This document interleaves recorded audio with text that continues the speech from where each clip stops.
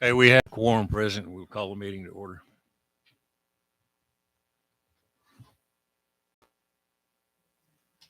Perfect. So, good morning. We're excited to get started on day 2 of the budget workshops. We can, oops, wrong one. We can get started this morning. Mr. Spinks is here, and so if the commission will indulge me, we're going to start with maintenance and kind of go through what we've got for him and get him back to work.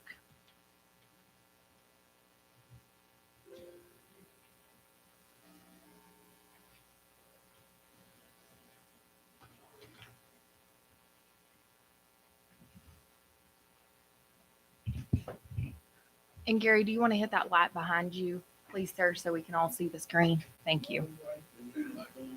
I know they're bright. Guys. Sorry.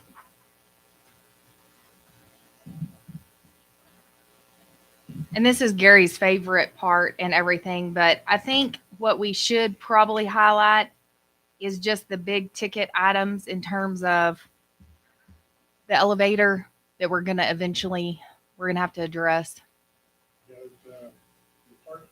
Hey, Gary, will you turn on your mic?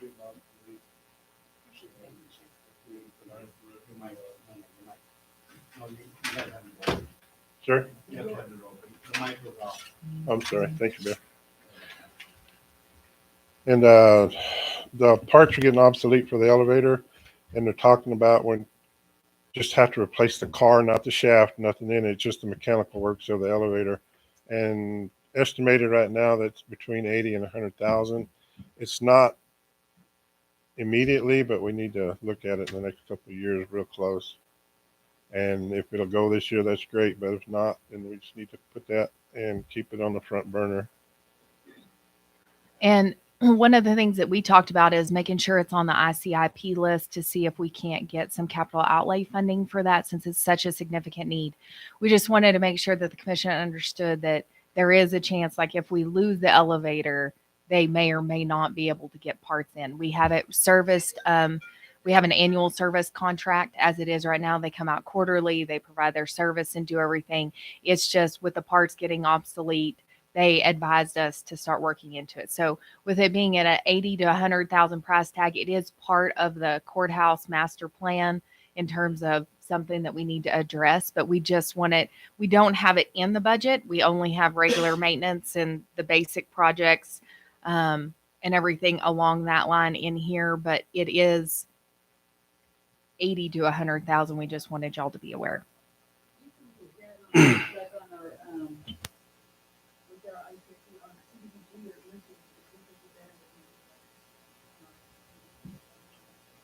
Yes.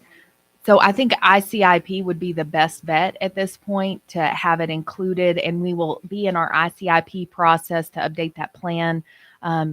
Usually we do it this summer around July, August. It's due, I think, early September. And so we would like to see it included, and we have again asked for federal funds, but I heard back from some of the federal, and they said that somehow they were qualifying. Senator Heinrich's office said somehow they're using the old census and they're qualifying Roosevelt County as being to basically, we do not have enough poverty, which is interesting because we all heard the food presentation yesterday and we know what we're actually dealing with. And we're a greater than 51% county LMI for CDBG applications, meaning like low to moderate income. So it really, in speaking with Senator Heinrich's office, they're like, we don't understand this. We are very familiar with Roosevelt County. We understand y'all are dealing with this. We just were told it's not going to qualify. So they said what they could come up with potentially was 15%, but then the county would have to fund the whole project. Well, the county's not in a position to look at doing all $2 million worth of enhancements that are needed here at the courthouse. So it was not a fruitful application at that point. So they, again, somehow are using old census data is how Senator Heinrich's office explained that to us. So in all that to say, I just don't think the federal funds are going to be an option at this point. I think it's ICIP is going to be our best route. We will have it on or next year, right? ICIP. That's something that the commission sets. Well- We're going to recommend it. The staff will bring it to you. My, But yes, it would be included. well, my concern is what Commissioner Dixon addressed with the ADA compliance. Number one. Number two, he said we've got a couple of years left on those elevators, but I'd hate for us to be caught in a pickle where we would have to get out of our emergency funds, out of our budget to address this issue, because we do have to stay in compliance. And you mentioned Heinrich's office in federal funds. Is that inclusive? Are you referring to the Rescue Plan Act? Because you know that us, I apologize. I thought I turned it off. The reason saying is because if that's something that we could tap into, I think we should look into it as soon as possible. and We're not looking wait. at all of those funds, but this was specific to the congressional district applications that we had talked about in an earlier commission meeting. So they sent out the email and solicited us to apply for congressional district spending. So we submitted those applications. Carol did a great job of getting all the information to them. We had a very short time frame to do the initial applications, and this was one of those. But we continue to monitor if there's other grants that come available. It's interesting because we're working with the senator's office, and even they are struggling to find accessibility and historic building type stuff. What the unique thing is of course, this building is historic to this area, but it has no value on a federal level, and so the federal dollars are not available. That was another thing that they explained. A curiosity question only because I haven't heard from her in a while. Is Diane Ventura still with the office? Yes, sir. Thank you.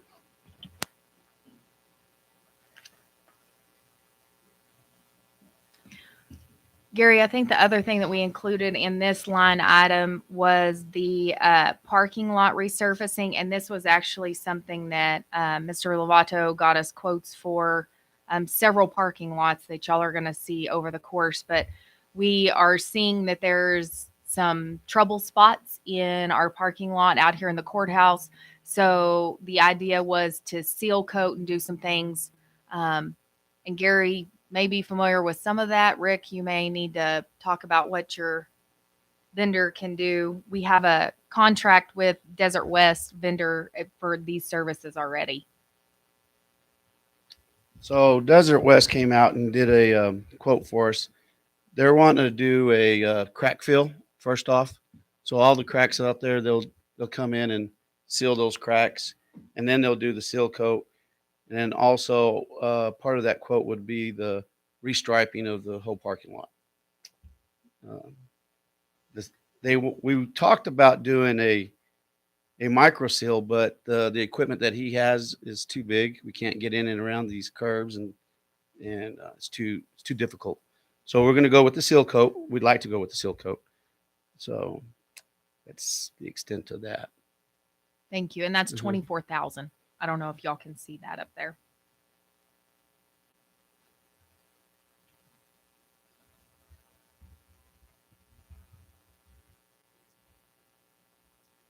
Gary, I would say let's jump to the wish list of the fairgrounds. That's the other big ticket item here Yeah, that there's they'll a need lot to there. decide. Yeah. We just poured a pad, or we didn't, but we had one poured out there by the hog barn to make the wash racks longer for the hog barn. And we've got that poured now. We just need to finish getting for the panels and the overhang to cover it. So it'll be covered during whatever. We can install the water ourselves, and the lights are no chore, but we just need to get the panels in and put an awning over top of it.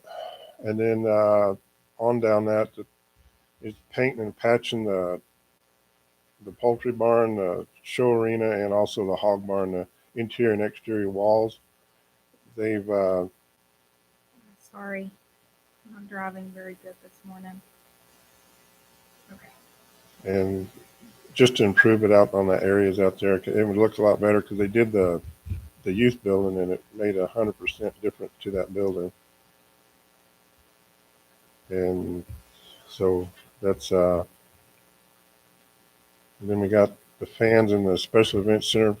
Thinking about putting the fans back where they have the the steers, the heifers, and the cattle on that side. And the fans we're going to put 4 in. You can see there at 19,000, and then the electricity to install the fans because we have to run a new panel access. There's not enough on that side of the barn, and it's around 32,000. And then as you can see, the poultry barn, that's the patch paint and everything on it.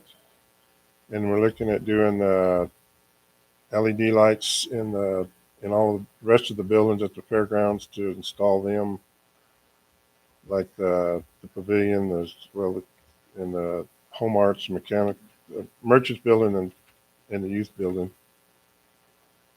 And then we're looking at trying to light up the parking lots a little better. And this is the front parking lot and the back parking lot over toward the road barn. And then they want to see about relocating that playground equipment from the Bonham house to between the Jake Lopez and the youth building. And it's about 5,000 to relocate that. And then of course they want to do the parking lot for the handicaps and all for the out front. Okay, so just to expand a little bit on this one that Gary has covered. So Gary worked to get the patching and painting quotes on the hog barn, the show arena, and the poultry barn. And that would ensure that that strip matches what y'all have already approved and done enhancement-wise for the youth building and the Jake Lopez building. Same color, same consistency, and it will continue to hold up and ensure those structures stay sound, continuing with the weatherproof and everything. So we've got the new roofs on there. This would just finish out with the new lettering and all of that kind of stuff. We've talked, so each year I reach out to the fair board and talk to them about, hey, what do y'all need? What do you want to see? Every time we have budget process or if we're going for grant funding and stuff, they've been great. They submitted a letter of support with our congressional district funding as to some things that they're needing to see out there. One of the biggest requests that President Sheila Hayes shared was the request for the parking lot. So they would like to utilize the main parking lot that is actually off of Boston. And that's the one, if y'all will recall, Rick got a last minute call late one fall that said, hey, we've got extra product. If y'all will take it, you're the only ones warm enough. And we were, of course, like, sure, we'll take it. Yes, we put in some good product in. So we have they went in there and they laid everything out. The road guys put in 2 great parking lots. The struggle that the fair board has is that lot is not striped or well lit. And so it's hard to redirect enough of the parking over there. So their hope was if the county could figure out how to go ahead and invest in that parking structure, that's the combination of the lighting and the striping. So right now we're looking at just shy of about 130,000. We all know that that's a moving target these days, but we would like to try to start that work as soon as we could in July, because we feel like if we can get it authorized, then we could go ahead and have it ready for the fair if the commission so chose. But we would be able to have that parking lot striped, and there's 2 sides to that main entrance. So there's the side that's kind of on the north, like right there adjacent to the outdoor arena. And then there's the side that's more on the south behind the old road barn and behind the merchants building and home arts and all of that's fenced in. So in those were 2 of their requests. Talking with some of the building superintendents, that was where they had talked about the fans in the special events center, just trying to keep that air circulating and keeping those temperatures a little bit cooler for cattle and everything. And then I think, the other thing is, of course, with the Bonham home no longer being used to house what it is, we just see some great playground equipment that's still out there that we want to be able to utilize. And I was probably a little more excited about this than Mr. Spinks, but I think it would be a fantastic addition to that Jake Lopez area. in terms of being able to have something, because we rent that building out, and so you have something there then for the kids if we have some. There is a grassy area in between where we think he measured it off and it should fit and lay in there. And of course, the commission, we can go out there and look, we can have a field trip, or if y'all want to appoint somebody to look at all this. These are just the things that we're asking when y'all talk about master plans and how all of this looks. The playground equipment is just a bonus because we just don't want to leave it at the Bonham home and let it just weather and rot. We really want to put it to good use. So I looked at that, I don't know, it's been a month ago or 2 or 3 weeks ago, and there's a lot of, that's quite the setup. So yeah, I think it'd be good. That's imminent. We want that before the fair, right? Those three things. well, we would like to. And the other thing that I would like for the commission to Or keep four. in mind is this is stuff that doesn't necessarily have to be funded from the general fund revenues.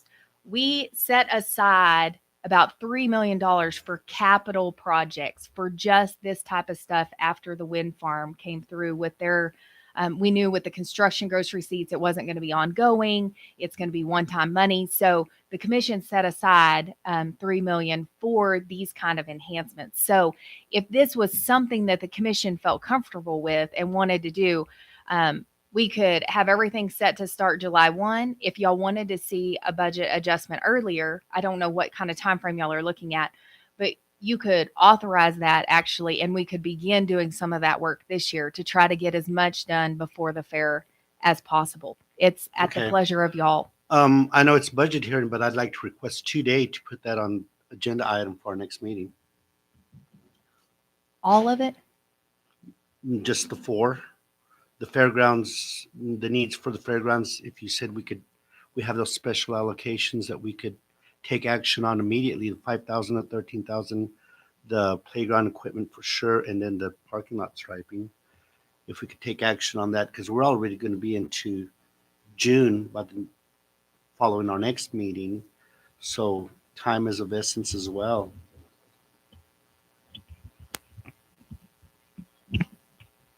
We got Desert West in Curry County right now, and it would be really significant if we could get it. When he finishes Curry County, he could just move here. I mean, that's a great idea is what I'm saying. I think that would be significant because then he'll move probably to Artesia or somewhere like that. And when do we know he's going to be back before August? I mean, I could try to get him scheduled in, start getting material hauled in so we could do the micro sealing and get the striping done. Convenience of it would be the sooner the better. Is that what you're saying? The sooner the better. Yes, sir. Because I couldn't promise you that if y'all waited to July 1, if he could schedule us in between July 1 to August 12th. We don't know if that would happen. Now y'all giving me 3 months to get this done.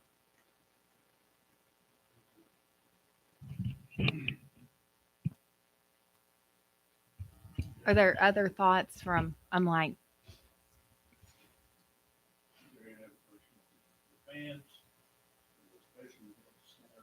Yes, sir. Two big fans in there now, right? Yes, sir. They're out in the middle of the arena itself, the big arena itself. Yes, sir. We're going to put 4 where they have the Cadillac.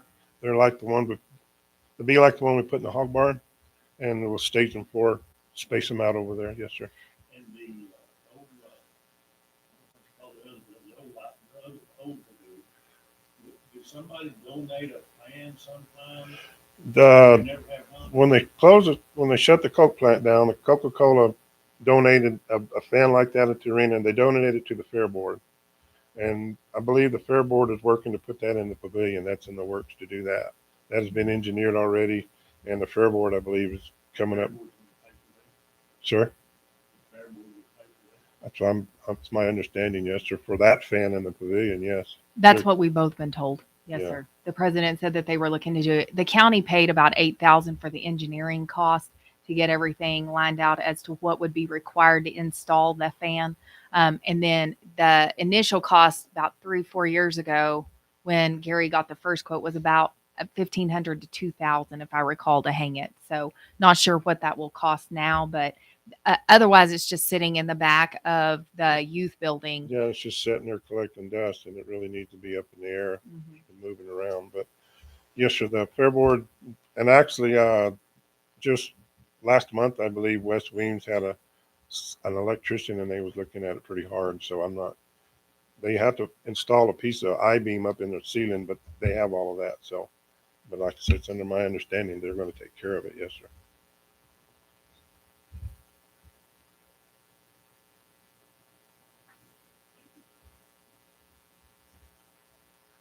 So to clarify, did y'all want to wait and look at the fans after July 1, or did you want to just kind of have this whole list starting now and trying to get done as much as possible before the fair and looking at that in fiscal year 22 instead of waiting to 23? I think sooner the better. I'm going to So, speak, I'm not speaking for the whole commission, but I'd like to start from the bottom up. The parking lot, the playground equipment, the Just bottom up. lighting. Okay. Well, and it's different vendors. And so that's That's why fine. we were trying, because Right. we can get some started on patching and kind of start the buildings there. Okay. Just want to make sure Yeah. Gary's excited. I see it. Fireworks right over his head. No, it's actually a great improvement. It'll really Mhm. make things look a lot better out there. And they've needed it for a long time. So yeah. We're working on it. We are working on it. And that's one thing that we also wanted to share. So right here, Mr. Spinks and I had a meeting with John Lehman, who and NCA Architects. So he did y'all had commissioned him to do the master plan for the courthouse repair work and everything that needs to be done. We met with him and walked the fairgrounds and kind of talked about, hey, this is what we're needing in terms of a master plan for the fairgrounds for what we could look at. And it's not all Gary and I did was walk the grounds with him and say, we need you to come in, understand the fairgrounds, come in and meet with the commission, and then come and have maybe a couple of community meetings, meet with the fair board, hear what everybody's needs are. The commission has invested an incredible amount of time and money out there at the fairgrounds, as y'all are aware. It's just a lot of the work that has been done isn't visible. You know, people don't notice the roofs, people don't necessarily notice the underground drainage, some of those things. They'll notice the more visible things like with the youth building and the Jake Lopez and things like that. But they would come in and do a master plan. We asked Mr. Lehman to just get an idea of what the county's needing and provide a quote. And he does not have that number yet, but I wanted the commission to be aware. I know y'all had talked about before the need for a master plan. It is something that I think years ago they had some ideas of master plans for the fairgrounds, but a lot of those have been addressed.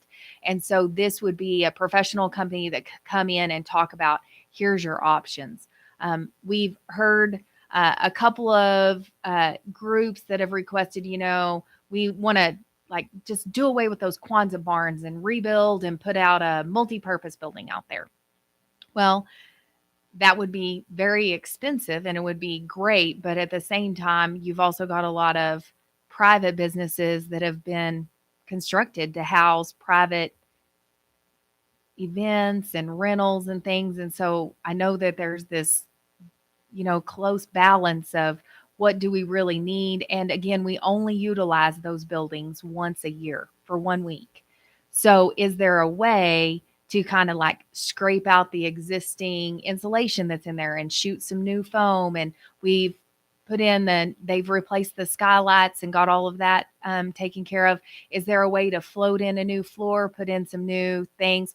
Or is there a way, we also talked about potentially like, could you relocate some of that stuff to the pavilion and do like the static booths around the outside wall of the pavilion and do more of the commercial type stuff in the center? So all of that stuff he's willing to, like, we asked him to put a plan together so he can come and meet with the commission and hear, hey, what are y'all's ideas and thoughts? Hear from staff, like what are the needs? What are the things that are constantly being maintenance driven and things like that? And then be able to hear from the community and put together an study for the commission so that then we can pursue additional funding and really have that laid out well in your ICIP plan.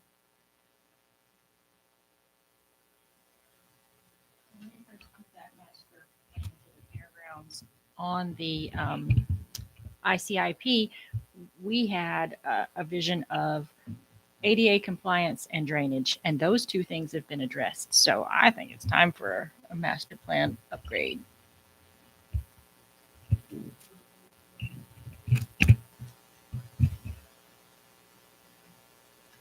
I'm sorry, I couldn't hear you. I think the parents need to work on the curb appeal out there, and like I liked on the one before, like Commissioner Lopez said, and I liked the way we were going to paint the buildings and do those kinds of things first. I mean, we've already got spans in place. I mean, I know it's always great to have more, but I would like to, get the things fixed up first and give a little more curb appeal. It looks pretty hard out there. Well, and one of the things that Gary and I talked about was the fencing concerns. And so, like the main entrance, if they relocate all of the parking area over there and they're really utilizing it, there's some things we need to take care of in that main entrance. And so they had talked about, well, we need electricity on both sides. We need windows in both of those units. So as tickets come in and everything, they can have that set up. But we talked about, how do you do some pretty fencing? Like Gary said, like some wrought iron gates, some big steel gates or metal gates, that is much prettier than the chain link. Now, the chain link is still going to have a place in some of those areas, behind like along the arena or behind where you have the carnival, parking areas and stuff. But then around the front, the other entrance there by the extension office, doing some mill work and some iron work there, and along where we have, we may have to leave the chain link on the back side of the windmill park for safety reasons, but then you could put the front side as people walk through and have more of the iron work and everything like that. So just trying to put all that together, that would be part of this master plan that y'all would be able to communicate.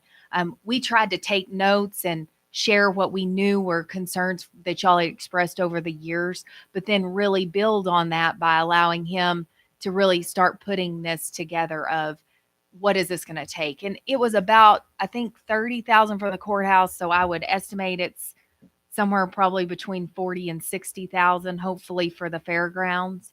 But then y'all would have this master plan for your ICIP, and we would be able to have it. That was one of the first things they asked on the congressional district funding is, do you have architectural plans for this type stuff? So we feel like we would get everything more shovel ready.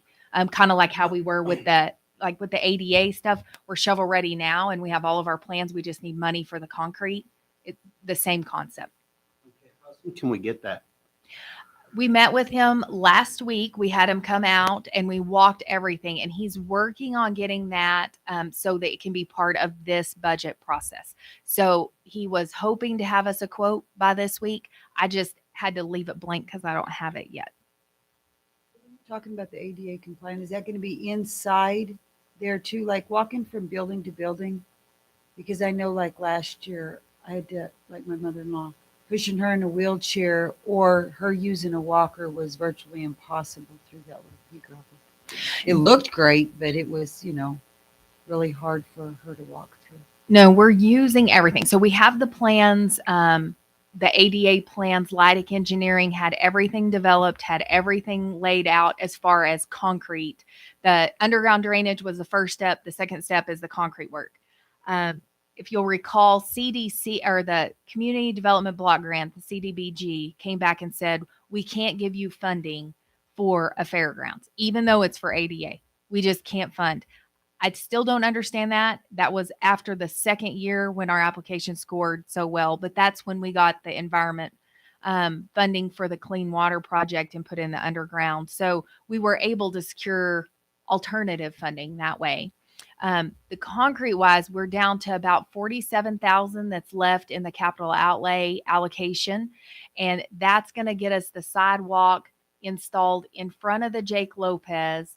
And we're going to go as far in as we can. So hopefully it'll go past the youth building and through the man gate there, and we don't know how far it's going to go. It's 47,000, but we do have that contracted and awarded. We're just waiting on starting the work. And I think I text y'all a picture because the two big trees in front of the Jake Lopez had to come down. It was the roots had compromised, and Rick's team did a fantastic job of being landscapers and went out there and chopped up and got those out of the way so that now we can have the ADA.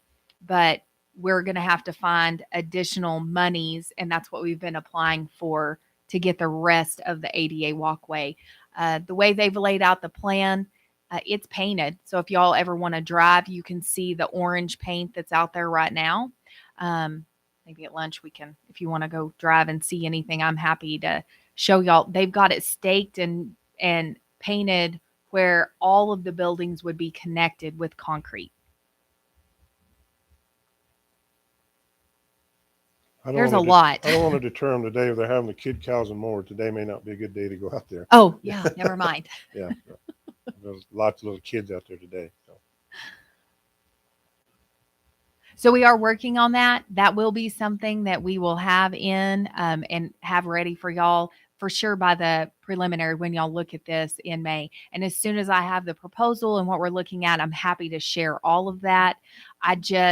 We met with him and tried to lay everything out as far as what we felt like we kind of needed. And we really like the idea of having some community meetings and seeing if we can get some, information and feedback from not just the fair board, but the community, the Chamber of Commerce, any of those entities that could use that or promote that location.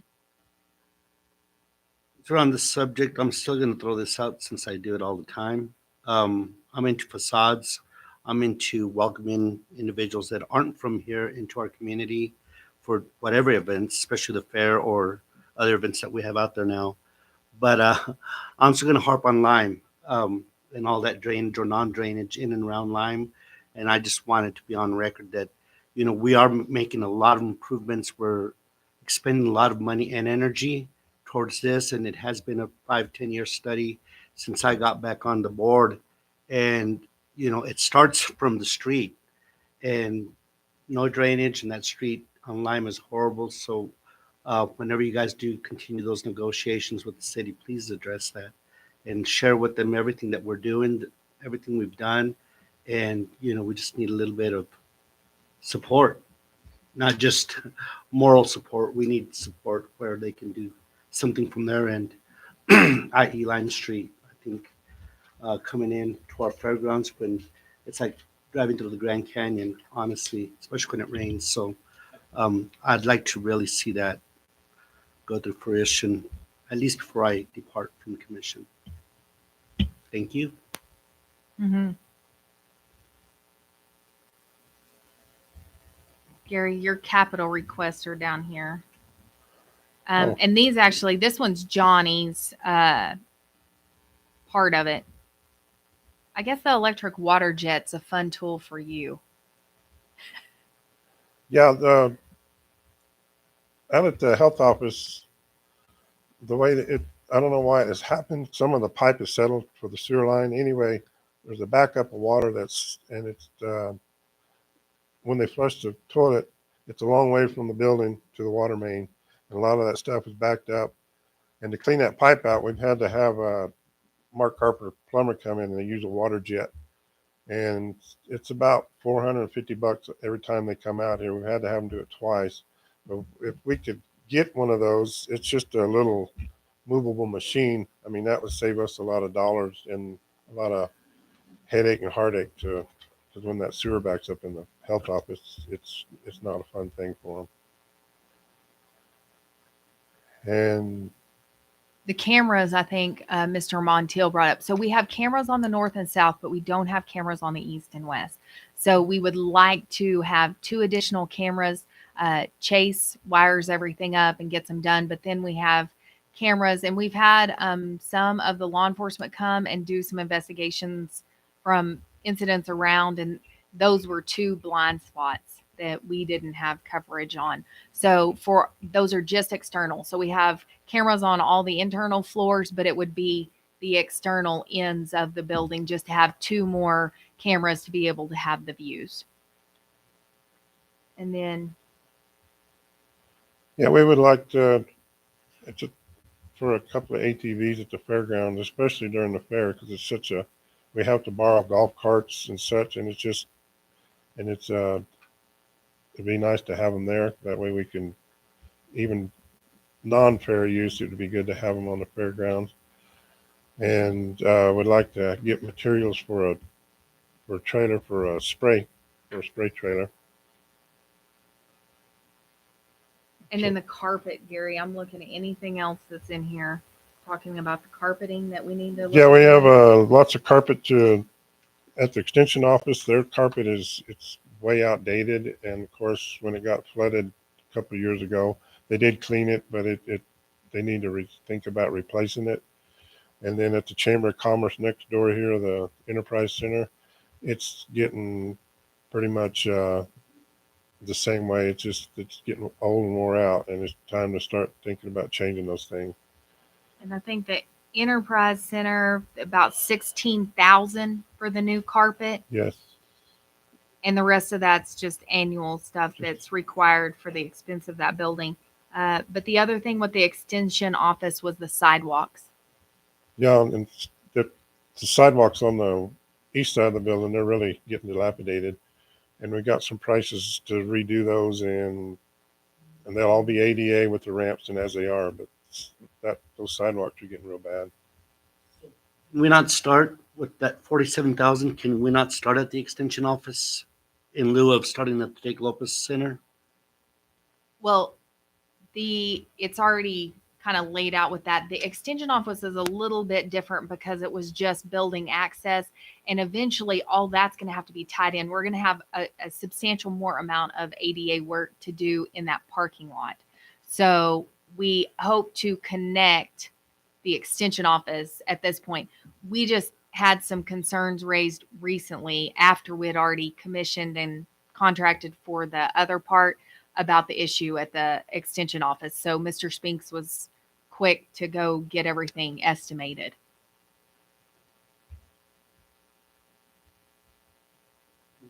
That water, I didn't see the cost of it, that jet water thing. The water jet, yes, sir. What was the cost of that? I saw two different Uh, amounts there, but surely it couldn't have been the amounts that was showing on the I don't have my screen. I have it in here. Okay, I don't have it with me. No, sorry.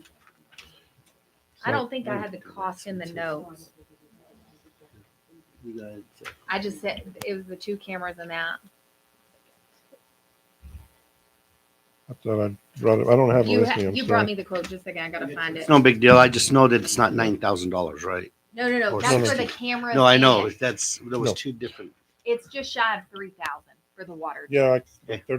3,000, 3,200, something like that. And I think that's common occurrence every year, so that would be a good investment. Well, it just started happening. I know we've had it 2 times in the last like 6 months. Yeah, and for some reason, I don't know why, but and there's a lot of sewer lines from the building where they put the main. There's over like 150 foot, and it's outrageous how they did it, but it's done. And this is the easiest way to clean them out instead of digging them up and put a new line in. It's a lot cheaper, and we can run that machine 30 minutes to where it would take, a long time to I agree. repair it all. Yeah.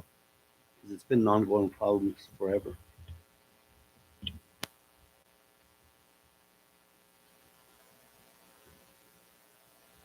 Would you be able to use that at the detention center? Yes, sir. And use it anywhere.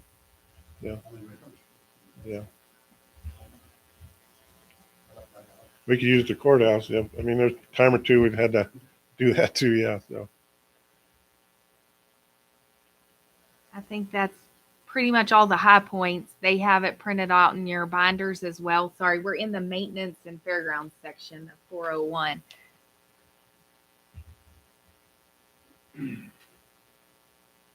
I think that's the big stuff. That's it. Good deal. They may Thank have y'all. some more questions, but my suffering for you is over. Sorry. Okay. Oh, the windmill park. So we have the budget in there. And in the past, like last year, y'all had just asked that we not budget that we only use that money for maintenance. And at this point, we haven't had to expend anything because Mr. Spinks and them have kind of just taken care of everything from the maintenance part. You will see that there's still a budget in there, like last year, but we have not used any of those funds. We continue to apply for clean and beautiful, and I think with this master plan that will help further the enhancements that we potentially can do out there. We are finishing the clean and beautiful grant, and I don't know if y'all have seen it lately, but the contractor has got a lot of that. So road and maintenance had cleaned up a big chunk of the big chunks of concrete and some of those kind of debris type items. And then the contractor had come in there and got a lot of stuff cleaned up. And then they're going down with the xeriscaping and the rock and all the landscaping. That will be done before the end of the fiscal year.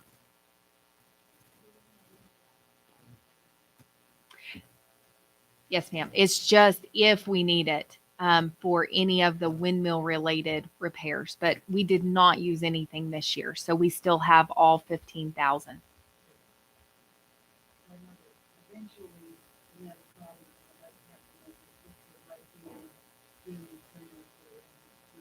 Yes, ma'am. And it is there. We just left a small one in case we had anything that needed to be worked on.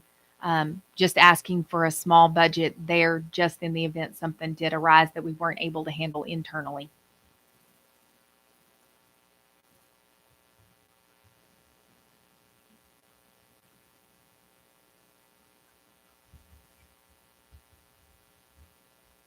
Perfect.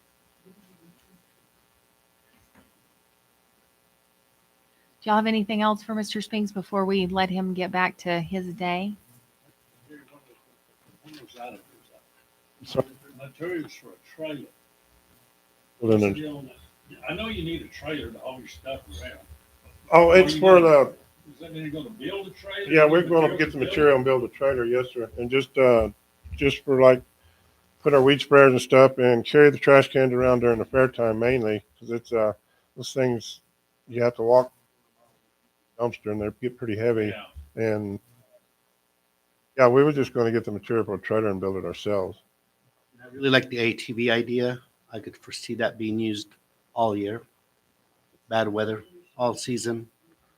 And then we could rent them out at times, right?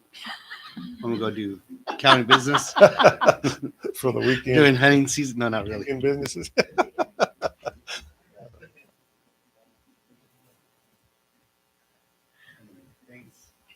Thank you. Appreciate you.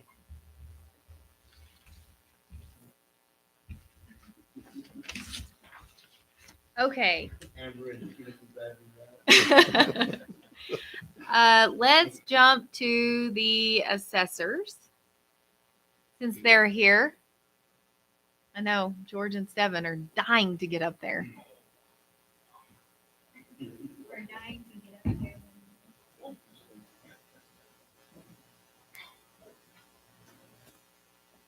Morning.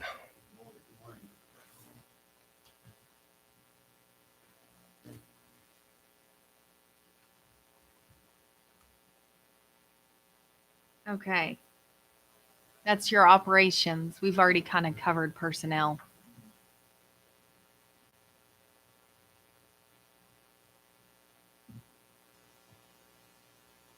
What do you, I don't, what is on this line exactly? Well, there's nothing really big to change. George and them have their software in there. You can see it's kind of standard. And the 1% reappraisal fee is just part of what we have to account for. That's standard every year, or every month that it comes in. But those are all, it's very relative, and they don't have any equipment and stuff. So this is about as flat of an operation budget as we're going to see in terms of the operations of this office.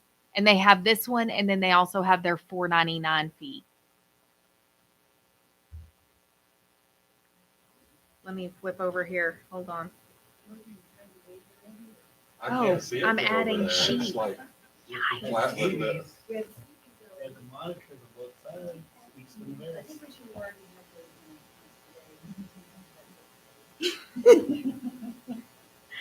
Oh my gosh. I'm going to. I just added like 14 extra sheets. Huh? We'll have our There you go. Oh my gosh. need a mouse. I've got a mouse. Okay, hold on. We're getting there. Reappraisal. Okay. This is your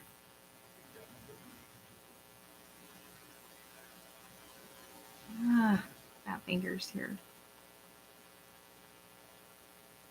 The changes down here in your everything else is the same. I think this is probably one of the things you need to talk about right there. Okay. This is kind of a stubborn deal. He knows more about this than I do. Our mapping that's online and that we use to map our parcels and stuff out needs to be converted to what they call a parcel fabric. And it's just an upgrade that kind of needs to be done to fulfill it. That's not my department. Devin, you want to get up? Share. So this one that they're on right here is toward the back of your binder. It's $4.99. Sorry, I should have taken us there. It's $4.99. It says reappraisal fee. Yeah, it's just our GIS maps are outdated right now. And they're not outdated badly. It's just they need to be updated. And it's going to cost probably about $20,000 or less to get them into parcel fabric. And then we'll be able to maintain them once they're in the parcel fabric.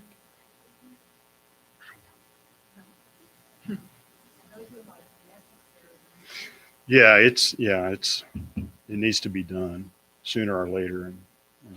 And this isn't general fund. So this is again their 1% reappraisal fee, separate and tied to the income that they have. And they do have adequate funding for what they have a cash balance in this account. So it's not anything that they don't have the funds for. 50,000 is probably a little more than what we need right now. Right.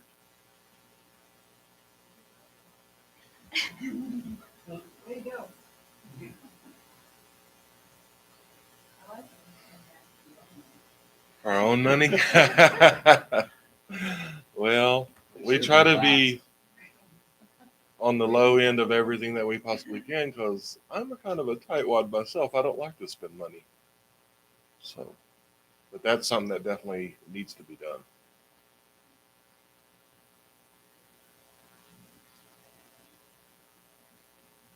Is that good?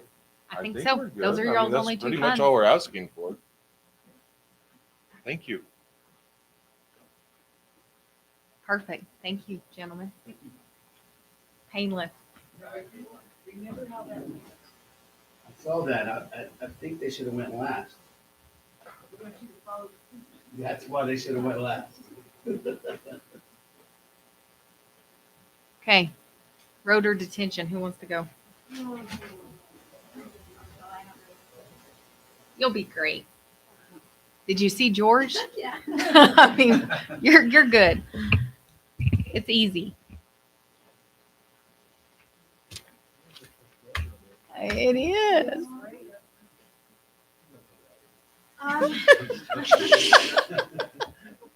What am I doing? So this is the corrections. This is general fund. And we're starting with, let's see.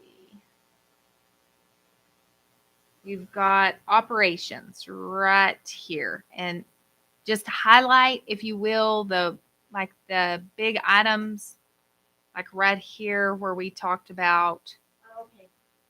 Okay, so we got a Get by the microphone, please. quote for stucco for the entire building. That means sheriff's side, our side, and the back of the building, and insulation for the back of the building, so the building will be a bit warmer. And that's kind of what the biggest item is in there, I think. And then we have the plumbing. I talked to Gary about redoing some of the front day room plumbing just to get it up to date and working properly. So that's kind of my biggest things right now. And the plumbing and the electrical are on the ICIP as we work through it. The stucco and the insulation were something that Justin Porter had identified in his 5-year plan for the facility over there. The problem is the back day rooms are not insulated. So those large open day rooms, y'all will recall from the tour, they do not have any of that insulation on the outside. So they're cold in the winter, hot in the summer, really impacts the efficiency of our HVAC. This was something that he felt like, hey, we really need to do. And of course, there were some other more prioritized things like with the security system and all the kitchen remodel and the things that we had to do before. But this was kind of the next step. Now, again, these are moving targets, but the goal is this would be the one-time capital expense of what we're asking or like considering for this. The 35,500 roughly for capital outlay reauthorization for the HVAC is funded from legislative monies. And then the rest of the HVAC that needs to be updated, y'all will see over on the American Recovery Funds, because we can use those recovery funds for the other HVAC so that we can get that facility up to speed. And I'm sure that's something you've seen, Commissioner Savage, with the schools utilizing that funding for ventilation and such.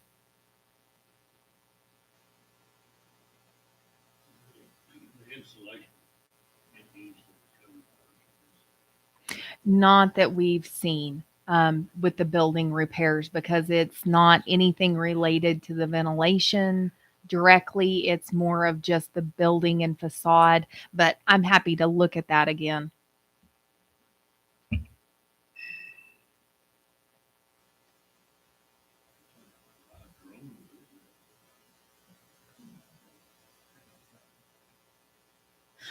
I will look and think creatively.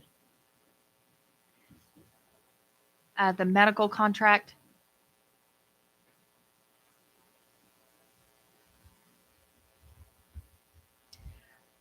So we just, did you put the new numbers in for this? Mm-hmm. Okay. So we just got our new contract from medical yesterday or the day before. And then I got that to Amber right away. So I guess these are the numbers that they've submitted. So we're almost done or extended out on the RFP, but just to highlight, we know medical care is struggling, but I think it's important to highlight some of what their presentation was in terms of overall numbers. So WellPath is the current contractor that we have for medical services.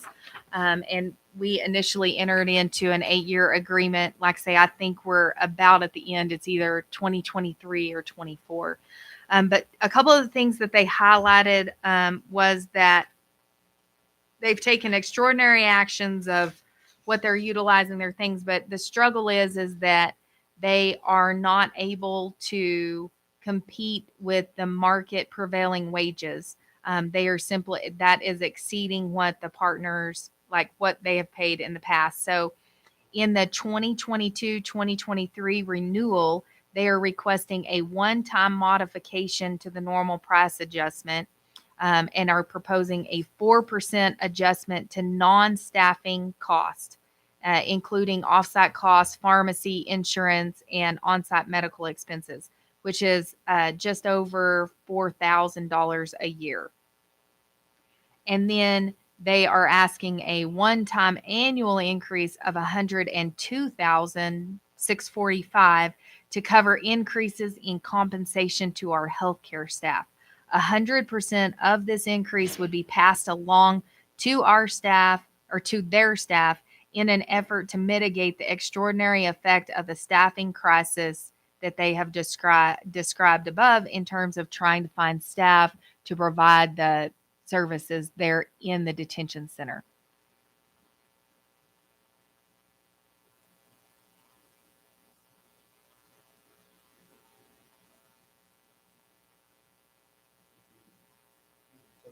And or everything's staying Everything status is quo? this, well, I wouldn't say status quo. Everything is staying as as they're contractually obligated. They just needed to increase their cost for the staffing and the increase that they've experienced in their pharmacy and such. Like they've tried to absorb as much as they can based on this letter. They're just saying at this point, there's not much else that we can do. They've absorbed so much. With the contract, we're not legal about, it's not a binding contract, is it? This is just dollar. The contract will come before the commission. So each year y'all consider it in May. Okay, so it's year to year. It's not through 2003 or 4. That's a significant amount. It is. And Can you turn on your? Every year they've gone up 20 to 40,000 or sometimes more. And this time right here, they're taking a big jump. Correct. And there is a cost, a CPI that's worked into the agreement. You're going to have some increase from year to year. That's just standard practice with anything like this. We typically negotiate where it's anywhere from a 3 to 4% CPI. It's a national customer price increase. It's the CPI, consumer price increase, and that is based on market averages. This year, as they've highlighted in this letter, they're just stating that these are the issues. We are certainly able to go out for RFP services. We are going to be extremely crunched on time. That would not be my recommendation at this point. And I do not think that we're going to be able to find these services for any less based on the prior response we've had from RFPs. But if that is something the commission so desires, we can certainly go out for proposals again. It's just highly likely that we will see a larger cost than what we're seeing in this contract. I 100% agree with you, Amber, that there's no way with the time frame alone that we could go out for RFPs, and then it's not a dime a dozen with these entities. But that request is just a request. It's open for negotiation. So with that, I mean, it's needed. It's something that we're mandated in every which way legally and every which way you want to think of. So although it is a jump, I just don't want our hands to be tied. So there's room for negotiation. Everything's understandable, the shortage, especially in this field. Detention center, I mean, it's not an easy job. So if we could just meet halfway with them, because that is pretty significant. And yes, sir, Commissioner, I will certainly follow up. They just provided this yesterday. And so I loaded it in late last night, at least to have y'all some initial numbers so that we can have some projections of what we're looking at. But I'm happy to circle back around with what they are looking at and see what we can't find in terms of a compromise, because I'm not really sure how their numbers are working anyways. They're talking about, they provide a total compensation of the 738, but they talked about going up 102,000, and you can see we had budgeted 684 last year. So I'm not really sure where their math is at, but I'm happy to follow up with them and see what kind of negotiation we're able to reach. I know that they've had trouble staffing. We currently have a charge nurse position that's been open for a couple months now, and we know that that is a looming opening at this point. And they have not, as of last week, they still hadn't had any viable applications for that position at our facility. Have they advised anything new yet? Nothing new.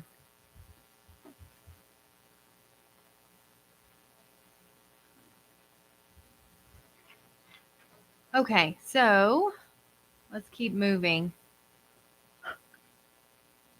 For insurance liability, this is something that administration handles. So we budgeted for roughly a 15% increase. I don't think we will anticipate seeing quite that much on this side of our law enforcement.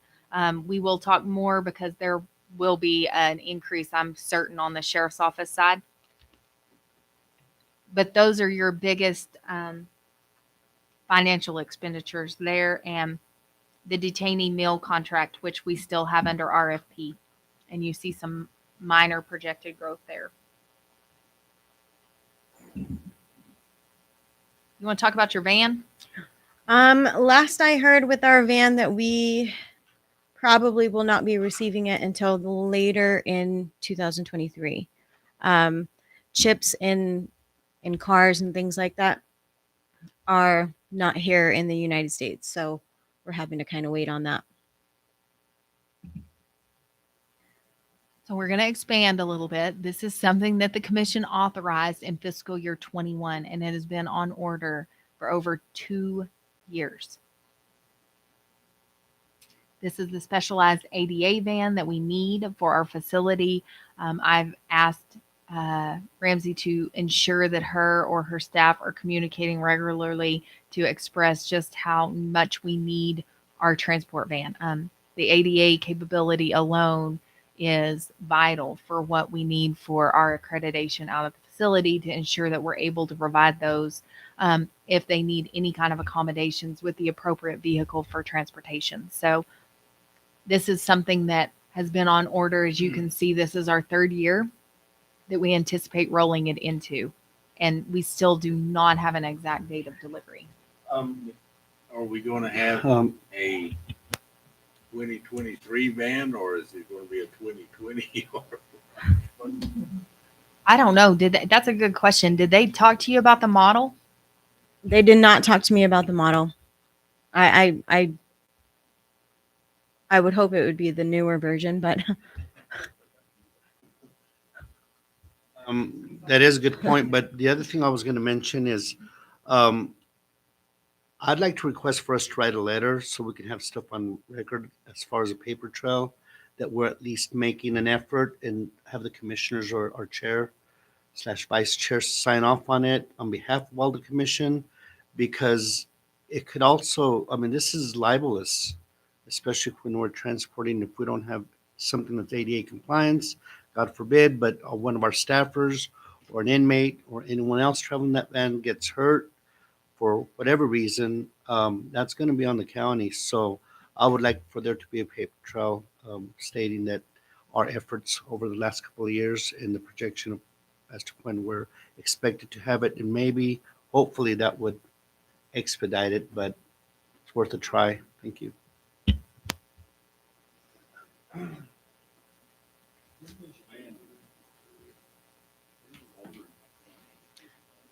It's a state contract, and my understanding, so we use a vendor, like a vehicle vendor that's out of New Mexico.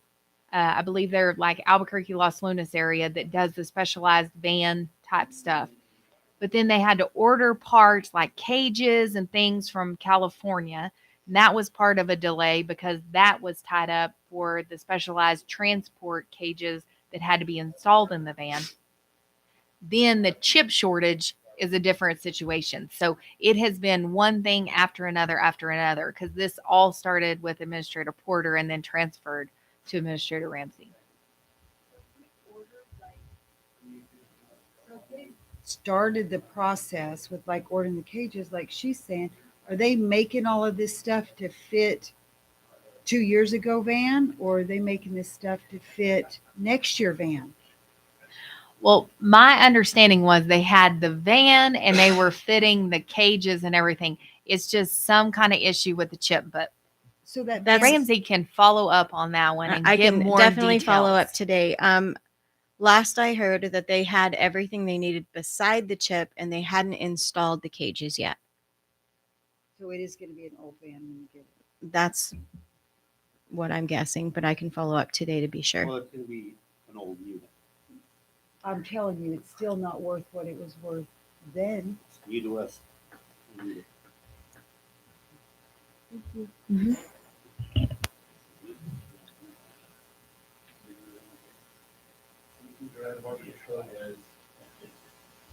Yeah, that's the unfortunate part of what we're seeing post-pandemic with all of the supply chain issues.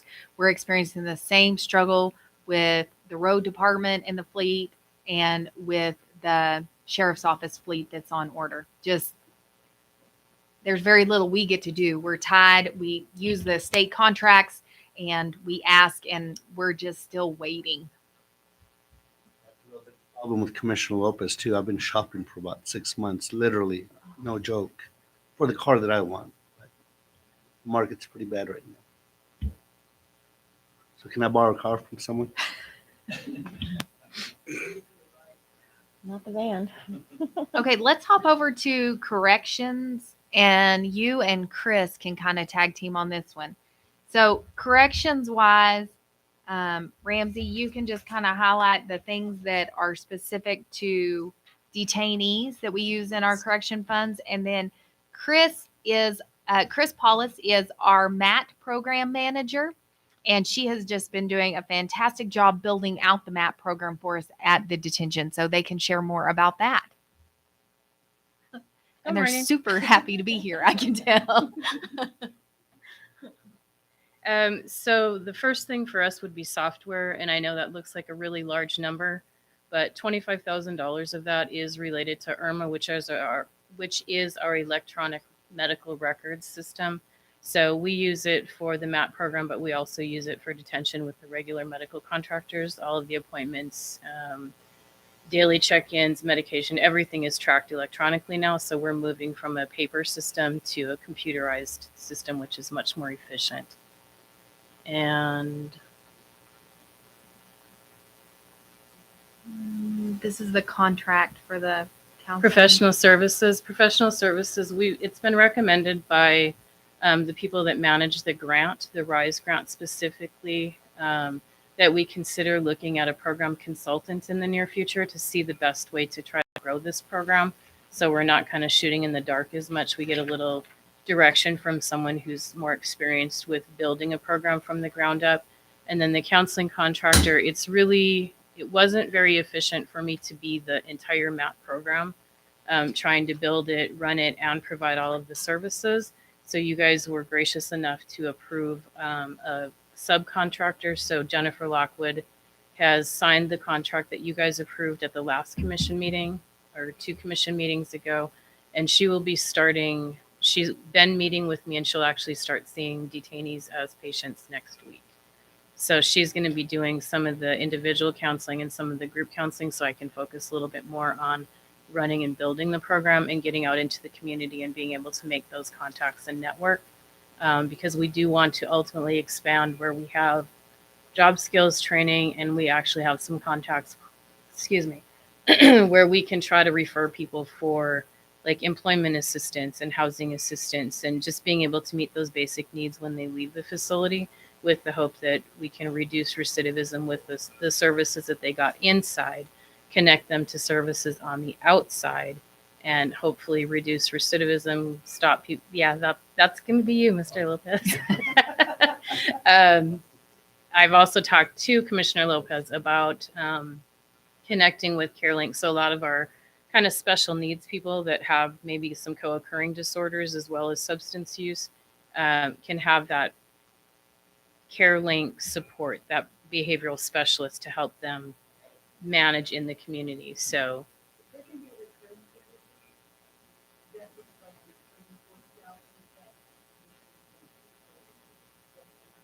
Well, this is the professional services. So it's as the grant funding allows. All of this, Chris's position and all of the MAP program and everything is all grant specific right now. You will hear me come back when we receive this opioid settlement money. This is the perfect place to transition from the grant funding that the state provided for us for the program startup to the longevity of the program. It is a permissible use. The opioid money is going to be extremely limited on what it is going to be able to be utilized for, but this program is one of those things. So we're excited to see that we should have some programs consistency in what we're doing out there. But we've been awarded the MAP funding again this year. I say MAT and RISE. There's two pots. It's the state money as well as the federal money that comes in for a total of $380,000 for our program. And no, my hope would be that the program consultant would be like a one-time thing. And depending how quickly it grows in the areas that we can kind of expand out into, maybe we would have to revisit that in future years. But the contract person, my hope is that will continue to be an ongoing thing. I would also like the record to reflect that although I did contact our new director, MAT director, after that initial contact, I will not be the point of contact due to a lot of different reasons, i.e. conflict of interest, so forth. So she will have someone else from our agency who has over 100 employees that she will be contacting directly. And I will not partake in any of that. So just for the record. Thank you. Isn't it awesome? I'm so excited. This is it's just amazing to see what's out there. And they have some fun programs. So please feel free to share about your pictures. It makes me laugh whenever she describes. It's so cute. I love the things that they're offering. Very creative. One of the things that I know that Department of Corrections uses is the opportunity for detainees to pay to take pictures to send to their families. And so I talked to Administrator Ramsey and to Ms. Hamilton about the possibility of us doing something like that. And so I did use some of the grant money to purchase a Polaroid camera. It's the newer Polaroids, so they're not peel apart. You can't do anything with them. They print instantly like a digital printer. And so for the MAP participants, I use it as kind of an incentive that if they're doing well, they get a free picture and they can take it themselves or with anyone in their day room or anyone in the program. But then we've also transitioned it to the facility where we're using it as an income stream so they can make a request weekly that they want to purchase pictures and they're $1 a picture. So it's not a tremendous income stream, but it is being offered facility-wide and people are slowly taking advantage of it. And people that don't get visits and don't see their families are pretty excited. I've had a couple people talk about, man, my mom said I look so healthy. So it's just those little things when you have people come in and they're, pretty emaciated from ongoing chronic drug use and you start getting physically healthy and they start filling back out. If family's not able or willing to come visit, they can at least say, hey, look what I'm doing. I'm doing well. And so, yes, ma'am.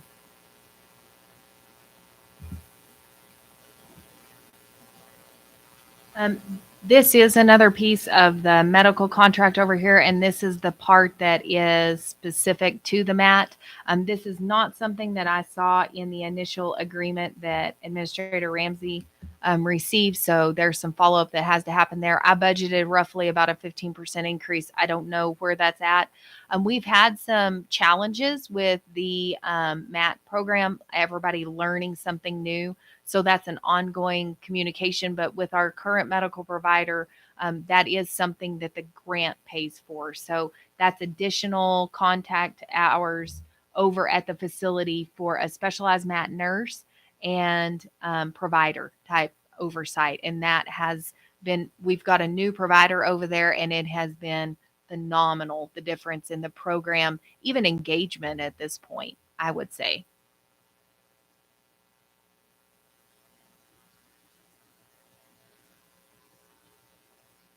Any other questions? So this is the 411 corrections tab for y'all in your binder. I know y'all are looking up here too, but there's anything else y'all wanted to go over? 24,000. 24,000. Transitional housing would be for people that are getting out that don't have a place to go. It can cover a motel room. It can cover a first month's rent or deposit. It can cover utilities. It's just basically to try to assist people that are in the MAP program that need that boost up when they walk out the door. Because a lot of times we have people that get out and don't have a place to go. And when you're on the street and you're getting arrested for criminal trespass, you come right directly back to us. Thank you. Yes, ma'am.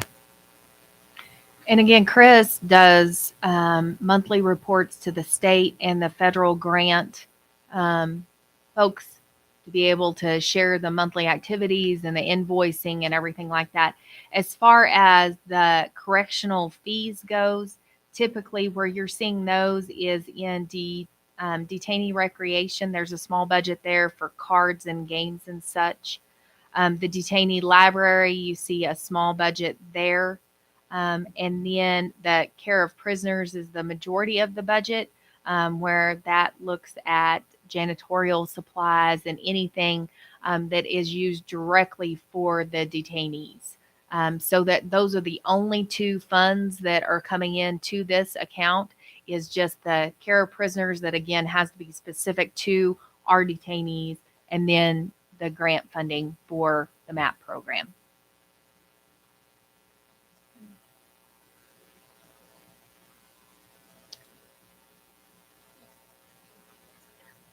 Y'all good? We're good.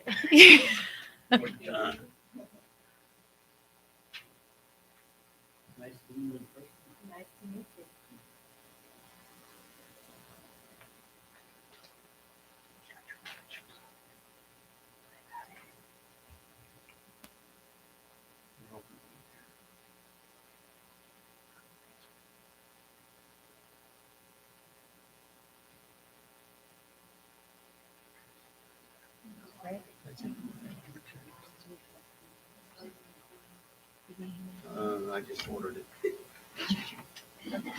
So we'll just go to road.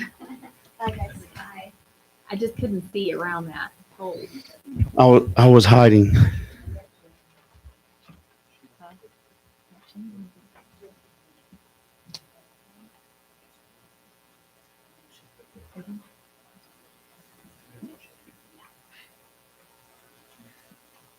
So we'll be in 402 for the road fund. Chris Paulus, Paulus. And I'm happy to have her come and present to the commission as a whole. When y'all are ready for that, that may be something great for the June meeting or May meeting or something. If y'all like to hear more about that program. They're obviously both very nervous, but it is phenomenal to see the work that they're doing over there. It is just so awesome. And you'll notice Ramsey's tried to work some of that into the detention update monthly, like how many participants they have, how many are on medication and stuff. But I think it would be great for Chris to just come share a little bit more about the counseling aspect and everything that they're doing, because it's very wraparound. I mean, they've got the career and really just trying to equip these detainees for success upon discharge. For work with MHR for many, many years. She was actually top management now that she left. She is an awesome counselor. Good. So you guys, or we invested on someone really well. When I saw her name, I kind of was pretty happy. That's awesome. Yeah. Well, it's wonderful to see so many people with a heart for the work, Okay. Okay, so before we get started, Parker from Desert West just got in touch with me back, and he stated he'd be done with Curry County this week, move to Portales. He has a one day job. If we can get a PO in, he said he can get the materials in to get started on the parking lot. We can, yes, we can. As long as there's enough to ratify that when we come. That's what I said. Just a thought. I mean, I just moving the ball forward is all I'm doing. Oh, thanks. I'm for it. I say get those things done. It was just those last little things, right? Correct. Those, Correct. yeah, I'm all The for it. striping, it'll be We'll wait on the courthouse parking lot until after right. July It's just going to be 1. the two It's parking lots. just the Yeah. fairgrounds. She Right. would be all for it. I'm I- just, I know he would. My It- heart's telling me. Ryder's over here like this too. So Yeah. as long as there's enough, we can authorize it and then do the budget adjustment at the end of May. it would cost more if we waited and then they had to come back, time plus money for them to come all the way. when The they're right mobile here. mobilization. Yeah. The Okay. fair board's going to be thrilled.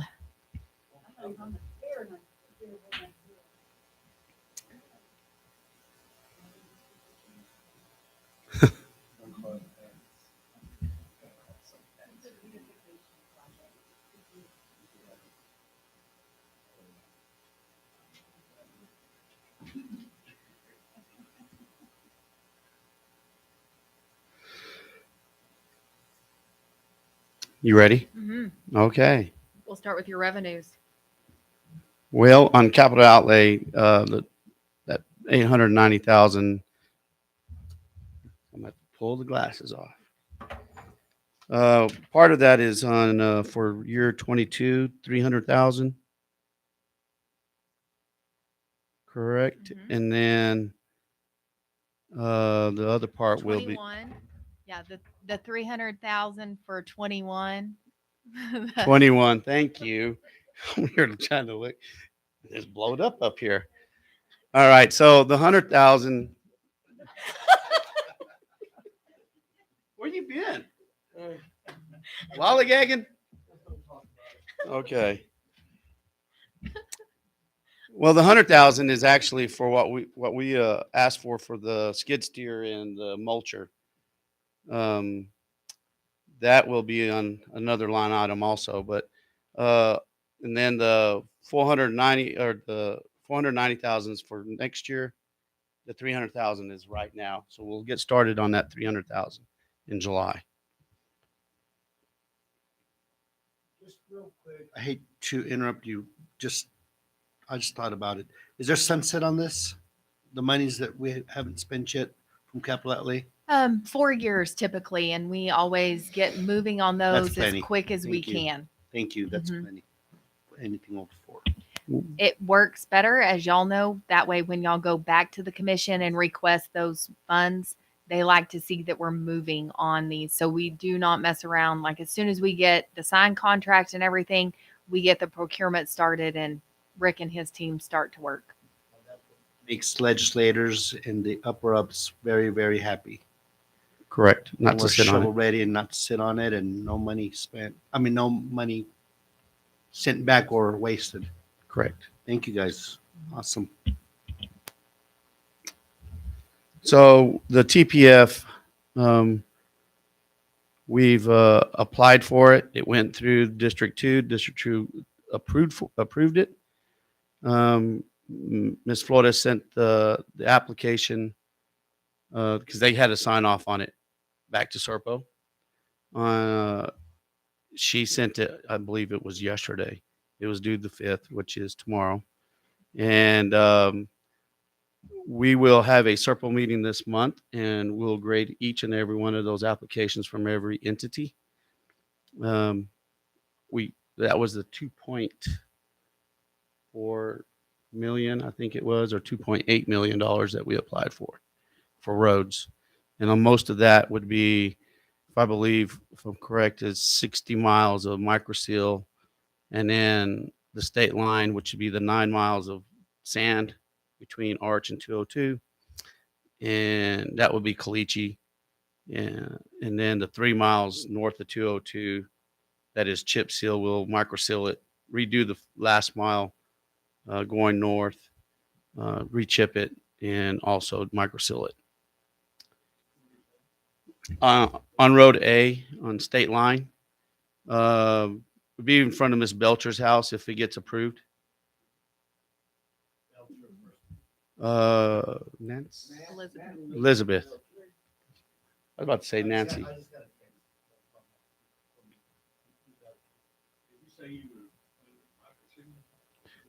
Well, the 9 miles between 202 and 88 would be Caliche. Yes, sir.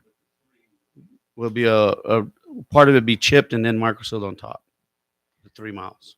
And those 3 miles have been on our list for years, and we've applied for TPF funding for those specific 2 years prior to this unsuccessfully. So we're just still chewing at it. We have the traffic studies, we have the counts, we have the pictures, the documentation, and we scored well last year. They could not explain to us why we didn't receive funding.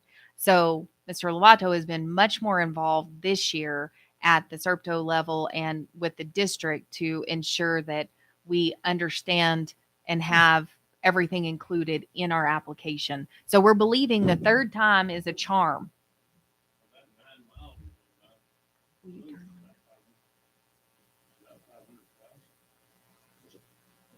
400 and barely 500.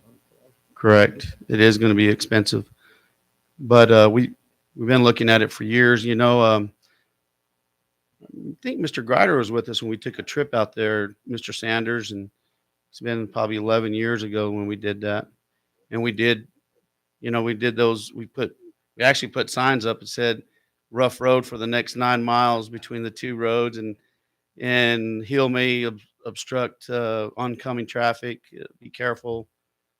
Them signs are gone. I guess I need to go ahead and order more signs for all that's out there. I drove it last Sunday. And from Belcher's on north, it's not that bad, but from there south, there are parts of it that is dangerous. I had Juan drive it yesterday while we were in our meeting, and he said that we need to get out there within the next week or two. So we'll be out there pretty quick. We just had a few other things we had to take care of this week. Did I hear you right that you guys inspected a county road 11 years ago where you guys had caution signs up that have since then There's a are few. gone, Yeah. and they're still in need of caution signs and the road hasn't been fixed 11 So years ago?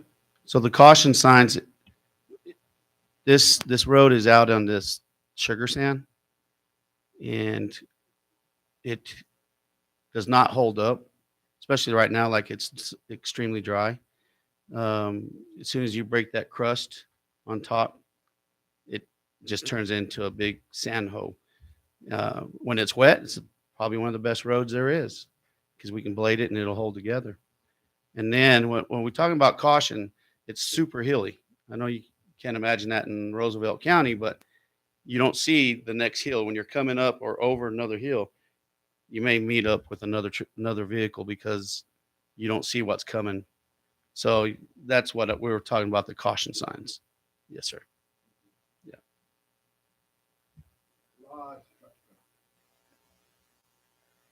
And that's part of our application. We worked with Arch, Volunteer Fire, and the local entities just to, again, try to really communicate, like, if we have a fire out there, we need to have access to this road. And it is in the sand. I mean, we're talking $500,000 just for the 9 miles. And that may be low. I mean, we don't know what we're going to get into because the material out there is just so poor that you don't find hard pan magically at some level. I mean, we would be digging for quite a few feet. So that's the unknown with this, but we have really tried to stay in communication. And the local harvesters know. They know when to take the road and when not to take the road. And Rick and his team are really good to be out there during harvest and make sure that they get that road addressed before all of the heavy traffic starts across there.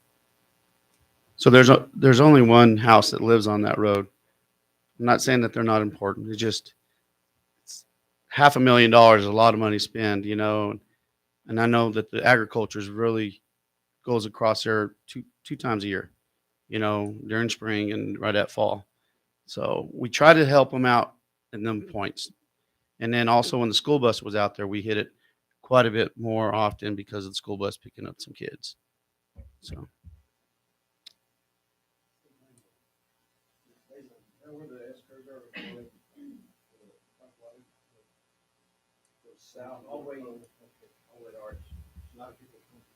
Well, W Diamond, Phil Bimman, and live there. That road. You need and to, Arch. Shane. There's 2 local dairymen out that way that use that road consistently. They have dairies on both state highways, and that's the only, unless you come all the way back into Portales, the only way to get from one state highway to the other. And then the one going to the north, that there's the microcell is probably really important. There's a very, very large calf farm, dairy farms, and it all goes back to the county line road, comes back to the other So milk plant. all your dairies that's on 202 and also in Millshoe, they take that road there, Millshoe Highway, and they cut across the state line to get to the milk plant. So it's a major collector. That road is going north of 202. Heavily. Very much. Yes, sir. It's very. Hundreds of trucks across there. If you ever travel it, going back and forth towards Texaco, you'll know it's. And it's just not That's 3 miles of our road that has a lot of tax base used on it. Yes, sir.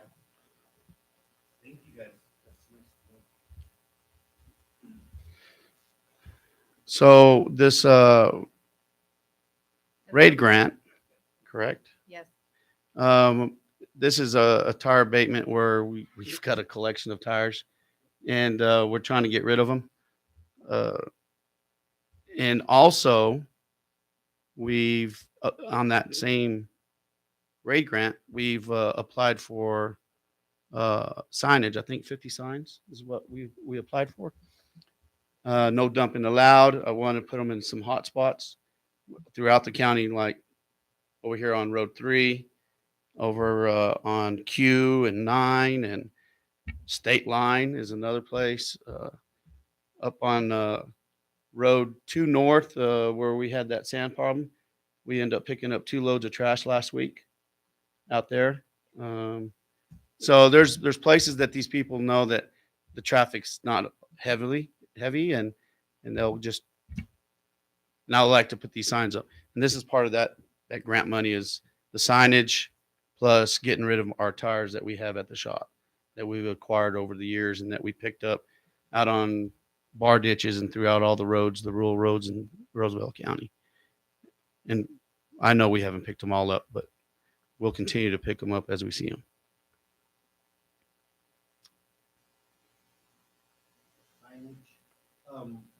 State would have to do the one off of the Floyd Highway, like by Chalk Hill. Yes, sir. Who would you contact? Can you guys contact someone on that? I can do it. I was for going you. to talk to Commissioner Greider. I just recently got calls from people that know me, our family, that there's been a lot of trash dumping. And then it tears up where the animals get to it, like the dogs, stray Mhm. dogs, and that it's just a mess. Right in before and after Chalk Hill, Okay. in that whole area.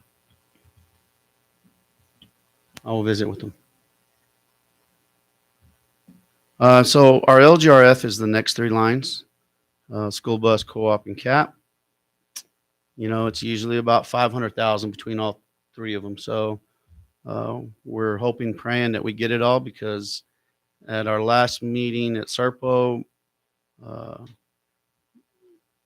can't think of his name right offhand now, but Louis Mata said that there's going to be a chance that counties are not going to receive all 3, just 2, and we don't know who they're going to select.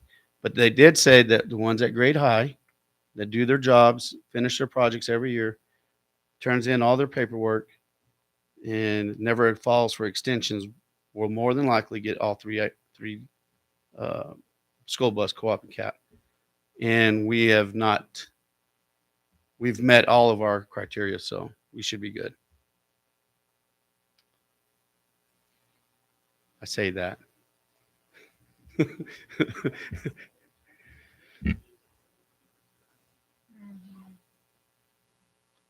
So moving on, we went up a little bit on our equipment.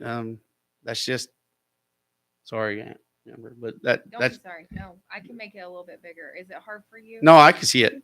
But on our equipment maintenance, we went up, you know, times are hard and everything's gone up. I mean, parts, everything. So we went up to $180,000. So the fuel, as y'all can see, we went up, we went up significantly, and we went to $6 a gallon. I think I saw $5.48 for diesel this morning. That may not be enough. We can't see the future. Don't know, you know. So we'll stick to our gas rigs on pickups for sure. And then so it's $465,000 for all our heavy equipment, and then another $45,000 for our all of our pickups that we have to get back and forth to our equipment. We may need to come back and revisit that number. Yeah. The next We one. need to talk about this. So we're at 3 years right now with our Wagner 5 blades leasing. And I reached out to our salesman from Wagner and was trying to be proactive, because as you can see, we can't get tires in. There's a lot of parts we can't get. So I reached out to him and I asked him, I says, look, We got 5-year contract with y'all. It took us, I believe, 7 months to get our last equipment. These 5 blades that we have in contract with them. How long will it take us to get 5 more blades if we decide to lease again in 2 more years? He goes, right now, he says probably a year and a half. So I talked to him the other day. This is quite, about 4 months ago. And I talked to him the other day and he says, it looks like 1 year. You need exactly 1 year to order your equipment because it's taken that long to receive equipment right now. So I'm just giving y'all a heads up for next year that we will probably be looking at making a decision what we want to do with these blades. And I'll come up with different options, like we could buy them out and continue to use the ones that we have, or go back out for lease. And if we do go out for lease, I would like to go with some 6x. We have fought a lot of fires, and it seems like it's all in this sandy area. We were lucky to fight one at Elida the other day that was a solid ground, but pulling that sand, and as you know how bad that is. And we actually got a blade stuck out there the other day, and we got it out, but it's worth to have that front wheel assist on that thing so you don't get in trouble. So the guys don't get burned up. We don't end up, the worst thing is losing somebody. We can just continue to move forward on our blades and not get stuck and stay safe. So they're a little more expensive. I'm not going to say they're quite a bit more expensive for the 6-wheel drive motor graders. So I will bring in different prices at that time next year, what it's going to cost for 6x and the ones that we got now, and if y'all want to buy them or what y'all would like to do. So, And Rick, when you're saying next year, he's meaning fiscal year 23. So y'all will start seeing all of this. That's why I have it highlighted where he would at least broach it, because in the spring, he's going to have to bring all of these options. And then with it being a year out and our lease ending June of 23, we need to have something decided next spring. thank you.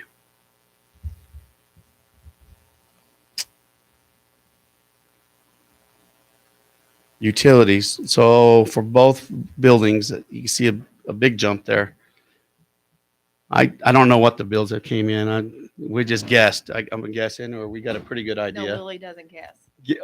Lily does not. Yeah, I worked on those the other day just to kind of take into consideration like the double gas, electric, and water for each barn. Okay. So the next one, the $25,000. We'll start with the lighting. Gary talked earlier about the lighting in the parking lot, on that west parking lot for the fairgrounds. I would like to have lighting in our yard also. It would illuminate over to that parking lot and help, brighten up the parking lot for the fairgrounds. If I can get my yard lighted up. And the reason we were wanting to light it up is because we've got broken into in the last 2 months. They cut our brand new fence that we y'all paid for and entered, and took the Cadillac converter out of some vehicle, a vehicle that the sheriff has stored at our yard. And then they came back and cut the fence again and got to one of our pickups and cut the Cadillac converter out. I think we priced it at $1,500 just for the part to replace that Cadillac converter. I don't know what they're getting for them. Maybe $200 at the local salvage yard. So, and also, so you'll see security underneath there. Our local vendor, Yucca, come up with this price at $12,500. It will be security on the outside of the building. I think it was a total of 12 cameras, 3 on the inside of the new building. I can't remember how many on the new the new building, and then we're going to have 3 on that old building for the yard out there also, which is what we like to do. We looked at different options, but them being local and being able to come and do maintenance, it means everything. Where if I was to buy it online and, not have that personal somebody come in and be able to do the maintenance for us and fix things and, hey, we're having trouble, Chase, can you fix this or that? That means a lot. It means a lot. And it also, it's as a one-time fee besides whenever they have to come work on our stuff. Where if you go online, you got to have a monthly service fee on top of that, the cheaper one that I was looking at, which was, I think, like almost $5,000 for it. But you don't have that option of having somebody come and look at it and fix it. And they're hardwired too. So the ones that Chase and them come up with is a hardwire. So you don't have no distortion. You don't have what the other ones is all Wi-Fi, and you don't know if you're going to be able to pick up that far. And in fact, I don't think I would even have them on the old building because of Wi-Fi. It wouldn't reach that far from the old building to the new building.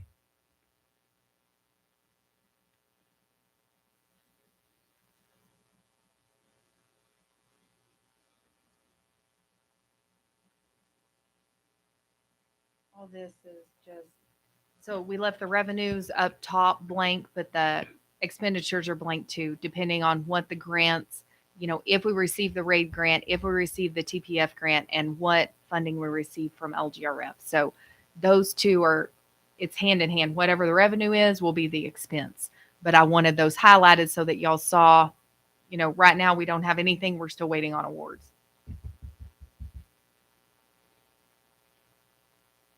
The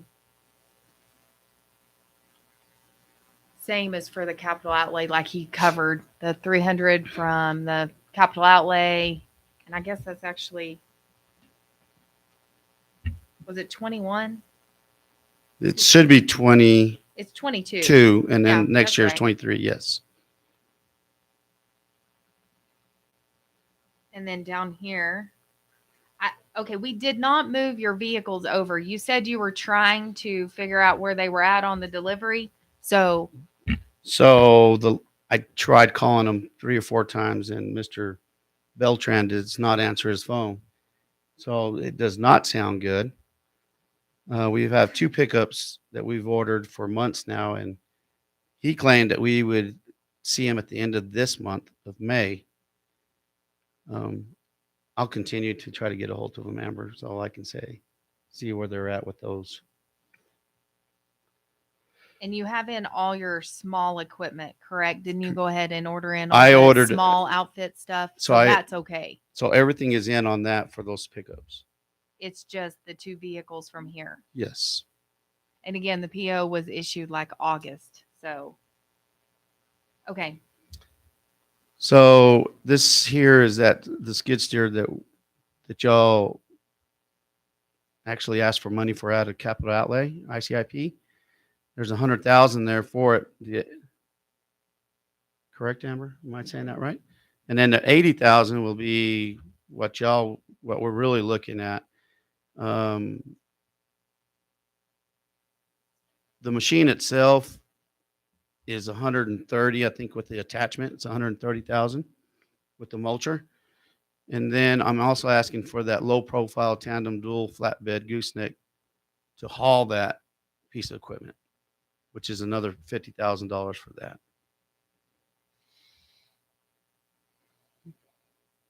And we would be able to, so on the trailer, we'll be able to use it in multiple fashions. I mean, even hooking up and hauling our new shredder and tractor around, or our backhoe. There's sometimes some of these guys don't have a CDL and they can use the pickup and go clean a cattle garden. I don't have to have a CDL driver with them to go clean a cattle garden. I can send 2 guys with regular license, where the other way I have to snag a CDL driver.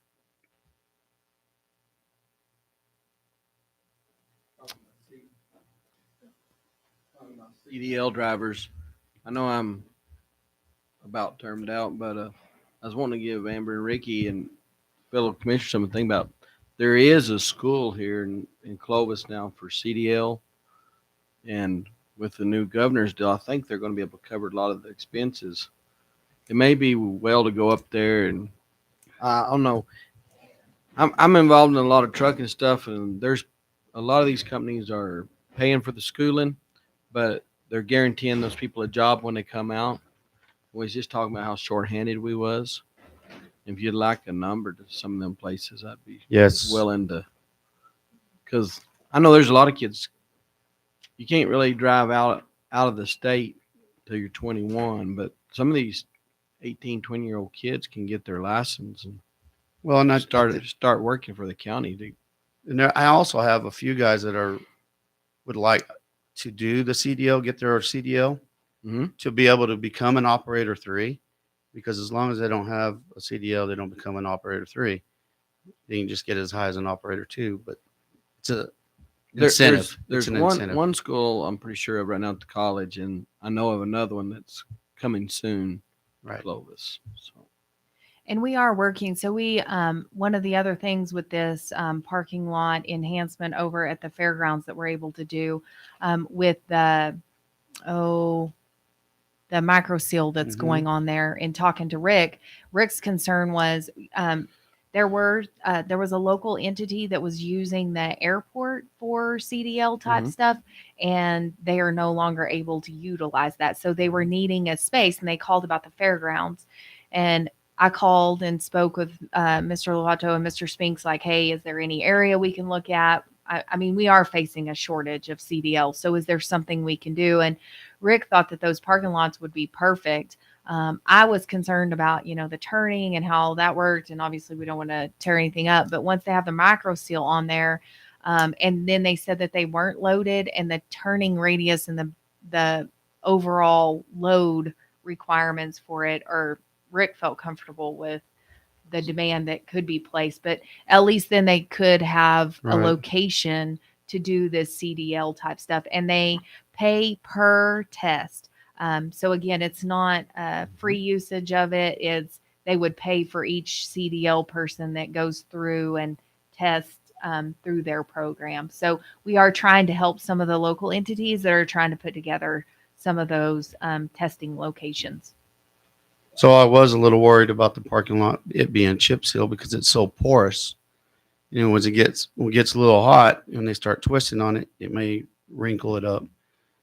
But if y'all obviously willing to do the micro seal, it's a whole lot more dense. You could actually twist on it with the tractor, and it won't. It's pretty solid.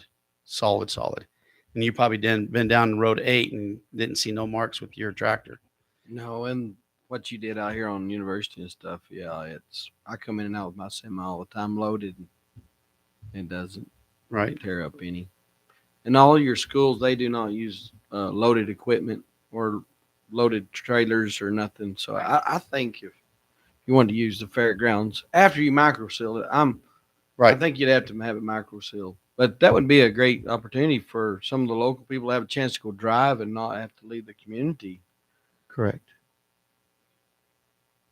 And those are other things that we're working on. HR has been working closely with Mr. Lovato on how to partner with some of these younger new hires of, okay, you come in, how can it look like? How can it look for the county to support you in obtaining your CDL? What kind of agreement would we want to require in terms of, 1 or 2 years that they work for the county before they go anywhere else? Because we certainly don't want to invest in their CDL without some kind of contractual type stuff. And that's all things that Randy can help with. And that's something that we've done in other areas, like with law enforcement and stuff.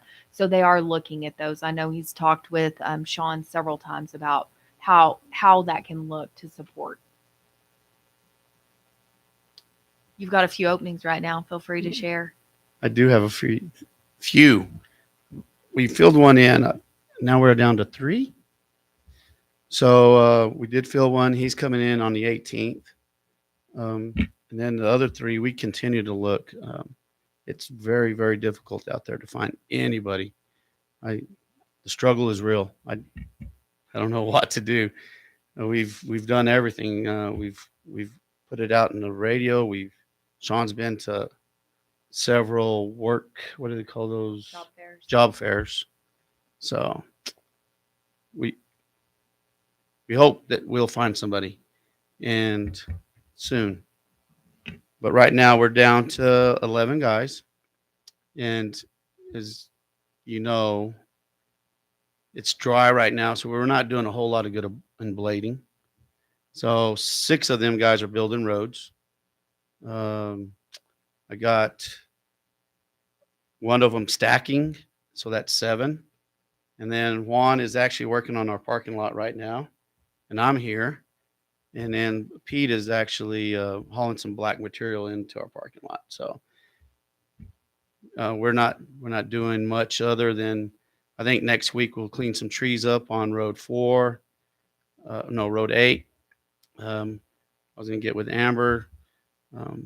I need to pull a cattle guard out at Pid Luce's, but I got to get with send an email out to Cannon Air Force Base and the bombing range to get that all organized.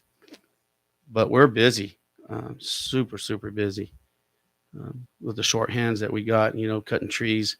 I just don't have them extra hands. So it's me and Juan and 1 or 2 other guys. The fairgrounds we did this week was it last week? It was last week, right? In this week. It was Juan and I, and then Pete come and help us towards the end, but pulling trees, trimming trees, and hauling trees off, and we hired somebody to come and grind them stumps down and come back, and we cleaned it all up and got it ready for the kids today, so nobody got hurt out there up front. So anyways, it's good though. It's good to get our hands dirty. Quick question for you and Miss Hamilton again. The summer program we had for the kids, what was that called again? I mean, where they could come in and be mentored, kind of. The intern. Yes. Have you reached out to any of your local ag teachers about some of these kids that they really want to work? I mean, I've had 2 of them come help me every day after 1 o'clock. I have not. They get out of school at 1 o'clock. He's a junior. HR does all of that. Yeah. So they've been in contact with all of the local schools and got everything out through the guidance counselors and the Little superintendents piece and of such. advice. It'd be a lot better if Ricky or one of us went up to the ag teachers and spoke to them, told them about the program. Somebody they're going to trust. I know Mr. Favors all I know. I don't know who else is there. There's quite a few kids at Dora, and I imagine Elida, that a lot of them take off at noon and go to welding classes at Clovis. I mean, that's the kind of work they're into. It'd be great if we could find some that wanted to learn how to operate blades. The young man that works for me, they might go into Alaska and run a blade. They're going to teach him, pay him. So we can't put those, so they wouldn't be able to do that work. I'm not saying, but they could help with the day to day. Well, I'm not saying run them on the blade, but mentorship means I teach you how to do it. So maybe there's times that they could just drive the blade around the yard, get the feel of it, and say, okay, now we did that. Let's move on, shred weeds, do trees. Because I'm going to tell you right now, running a shredder is just as dangerous as any piece of equipment out there. Right. I'm not saying put them on the road where, public safety is going to be in problem. But I thought about that, like the mower, the shredder. Yeah, we got telephone pedestals, we got culverts. I don't know. I mean, it's a brand new piece of equipment. I don't know if I liable to get shot by 5 gentlemen or 4 gentlemen and Ricky, one lady. Ricky, it's hard, but you have to take a leap of faith sometime. I mean, it's hard. I understand. Well, the flip side though is, Commissioner, we just got through having to pay an insurance claim on a vehicle that was damaged from an experienced driver. So that's the risk of insurance of putting someone in, and it's limited. So the state limits what these kids can and can't do. Mhm. They can't go out with law enforcement. They can't be in the back of the detention center. They can't be driving a blade or a heavy piece of equipment. It's very specific on what they will. Just But- on that program. Yes. But if you want to talk to them, y'all have the information that we emailed out.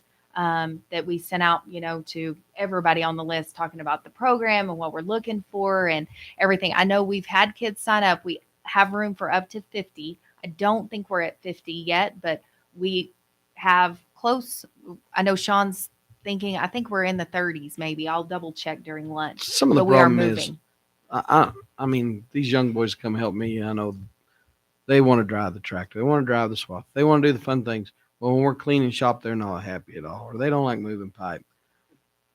I mean, if they're just looking at a job to cut trees, they're not seeing a future in cutting trees. I mean, we're going to have to find something. If we're going to keep employees, they're going to have to see a future and not just trimming trees and picking up trash. And Oh, our guys don't just do that. I mean, I'm not saying your guys. Right. I'm saying the future. these young kids come Right. in. I know nobody likes to do what I call the grunt work. And I'm like, I ain't gonna ask you to do nothing I wouldn't do. Right. I'm just trying to find you another outlet to find good employees. You'll see me at the end of a shovel or end of a rake. Oh yeah. Yes, sir. Oh, Mr. Savage, do you have something? The skid steer and mulcher. What do we do with that? We saw multiple people being able to use that for the tumbleweeds. So you pick them up with a skid steer and put them where you can.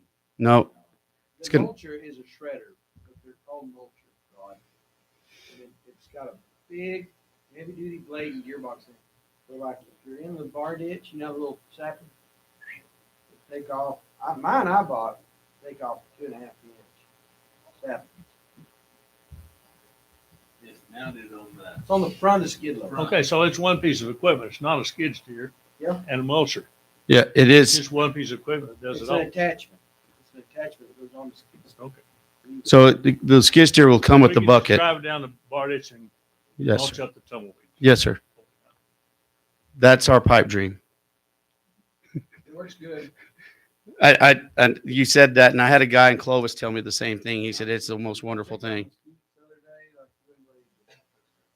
And it's not. I have on O where the. I guess it was probably Ryan Scott. I imagine. Right. It was from, put the weeds up on the fence. I- They weren't our weeds, and we didn't put them on the fence. Right. But But we'll try to clean up when we do get producer there. wants them off the fence. Yeah. But we don't have a way to. No, sir. Not right now, but the goal is that this will help us with some of those right away and hard ditch type situations that are overwhelmed. Okay. Thank you. And I can send one guy, okay, there's a spot. Send one guy, he can spend a day there and then hook up, go to another spot the next day. And that's what we would like to do, not have to walk that thing everywhere. Road it.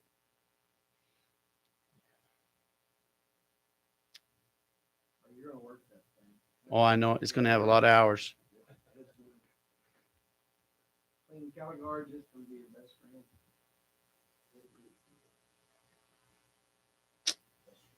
We have 100,000 from capital outlay for it. So we can do part of it. He can figure out how to hawk the other. I'm going to have another 30, I think. If we can, since roads kind of wrapped up, if we can take a quick little break. I know some of y'all are needing one of those, and then we can come back and do a few more and kind of just keep working. And then y'all will need to just let us know when we're going to break for lunch and how that needs to look, because there's other ones that need to present this afternoon. So I just need to understand what everybody's schedule is. I just spoke to Commissioner Dixon. I have a meeting at 1, but it's going to be about 30 minutes.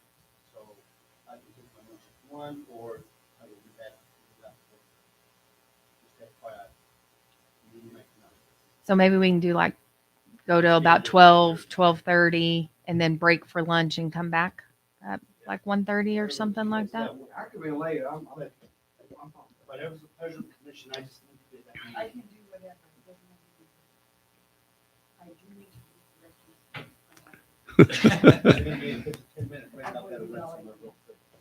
Thank you. 15 minutes. Are you done with both? I believe she's shutting it down.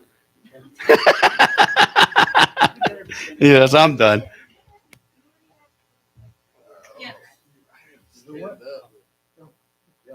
I'll start with top. Man, Ricky, I'll tell you, I got a boy that makes you a pretty good hand, but he's just a junior in high school right now. Why?